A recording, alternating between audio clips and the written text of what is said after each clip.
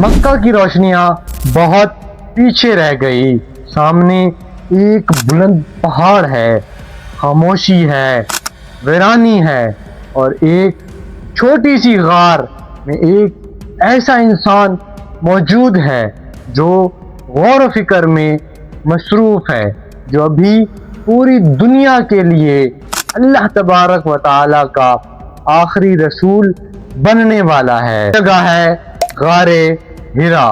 لیکن سوال یہ ہے کہ غار حرا آخر اتنا اہم کیوں ہے، اور وہ کون سا لمحہ تھا جس نے پوری انسانی تاریخ کو تبدیل کر دیا۔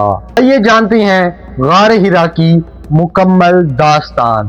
یہ کوئی وسیع محل یا کوئی خوبصورت عمارت نہیں تھی، بلکہ ایک چھوٹی سی قدرتی غار ہے۔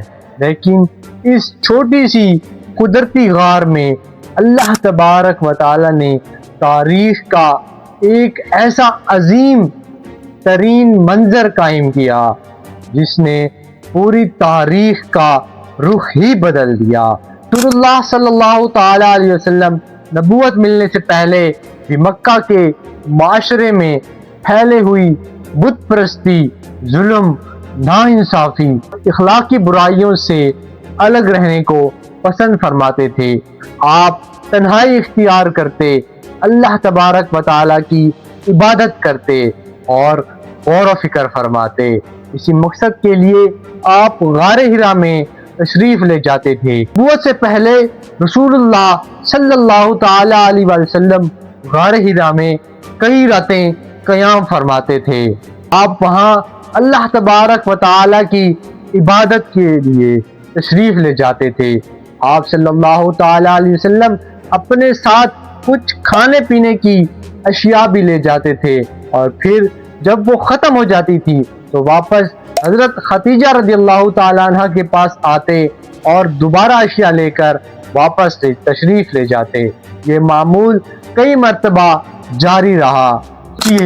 جب پورا مکہ دنیا میں مصروف تھا، تب ایک انسان پہاڑ کی بلندی پر تنہائی میں اپنے رب کی عبادت کر رہا تھا، اور پھر وہ رات آئی جس نے تاریخ کا رخ ہمیشہ کے لیے بدل دیا۔ رسول اللہ صلی اللہ تعالی علیہ وسلم کی عمر مبارک 40 سال ہوئی۔ رمضان المبارک کی ایک رات آپ صلی اللہ تعالی علیہ وسلم غار حرا میں موجود تھے۔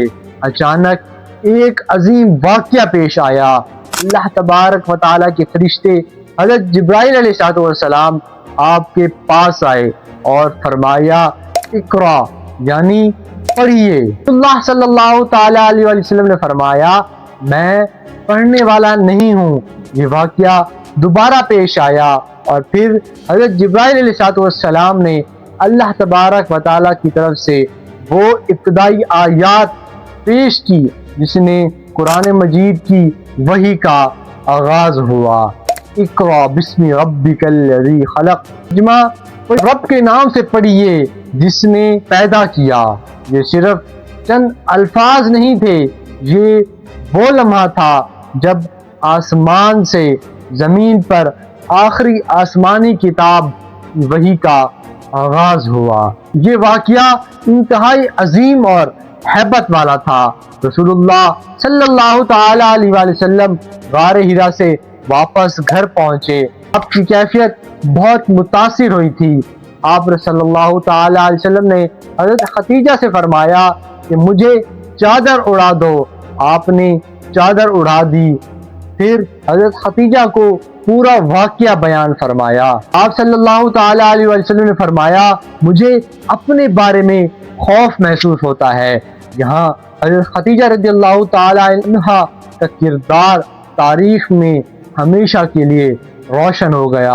انہوں نے رسول اللہ صلی اللہ تعالی علیہ وسلم کو تسلی دی اور فرمایا کہ اللہ تبارک و تعالی آپ کو کبھی ضائع نہیں کرے گا، کیونکہ آپ رشتہ داروں کا خیال رکھتے ہیں، کمزوروں کا بوجھ اٹھاتے ہیں اور حق کے کاموں میں لوگوں کا ساتھ دیتے ہیں۔ حضرت خدیجہ رضی اللہ تعالیٰ عنہ رسول اللہ صلی اللہ تعالیٰ علیہ وسلم کو اپنے رشتہ دار کے پاس لے گئی۔ وہ آسمانی کتابوں کے علم سے واقف تھے۔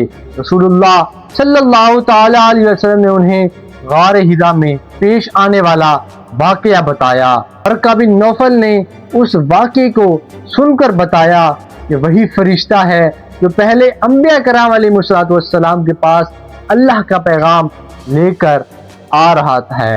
اور یوں غار حرا کا واقعہ صرف رسول اللہ صلی اللہ تعالی علیہ وسلم کی زندگی کا واقعہ نہیں رہا، بلکہ نبوت کے آغاز کا نقطۂ آغاز بن گیا۔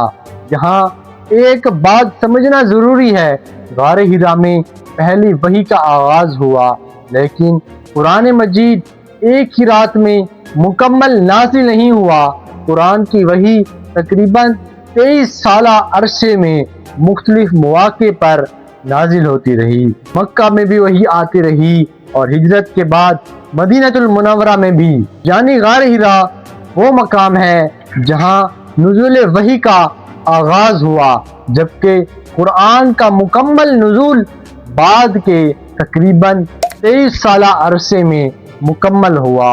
اور اسی وحی نے ایک ایسی امت تیار کی جس نے پوری دنیا کی تاریخ کو بدل دیا۔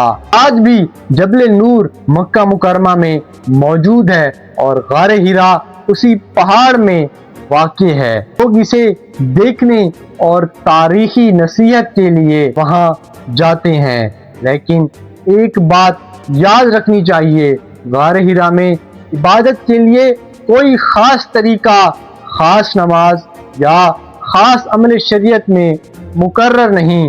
اس غار کی اصل عظمت اس بات سے ہے کہ یہاں رسول اللہ صلی اللہ تعالی علیہ وسلم پر وحی نازل ہوئی تھی، یعنی اس جگہ میں سب سے بڑی نسبت کسی عمارت یا پتھر سے نہیں بلکہ نبوت اور قرآن کے آغاز سے ہے۔ غار حرا سے ہمیں یہ سبق ملتا ہے، ایک خاموش پہاڑ کی غار میں اللہ تبارک و تعالی نے اپنے آخری نبی پر وحی نازل فرمائی، اور پہلی وحی کا لفظ تھا اقرا، پڑھو۔ یہ اس امت کے لیے علم، شعور، اللہ تبارک و تعالی کی معرفت کی طرف ایک عظیم پیغام تھا۔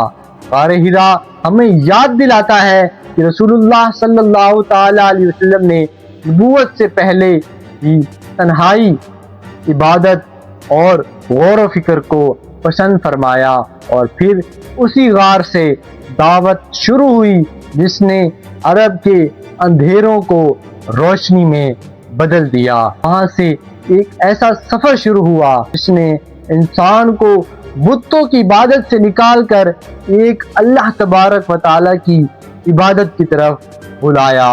وہاں سے قرآن کا نزول شروع ہوا، وہاں سے نبوت کا آخری باب کھلا، اور وہیں سے اسلام کی وہ عظیم دعوت شروع ہوئی جو آج پوری دنیا میں پھیلی ہوئی ہے۔ یہ تھی ہماری آج کی ویڈیو۔ انشاءاللہ تبارک و تعالی ملیں گے نیکسٹ ویڈیو میں، تب تک کے لیے اللہ حافظ۔ السلام علیکم ورحمۃ اللہ وبرکاتہ۔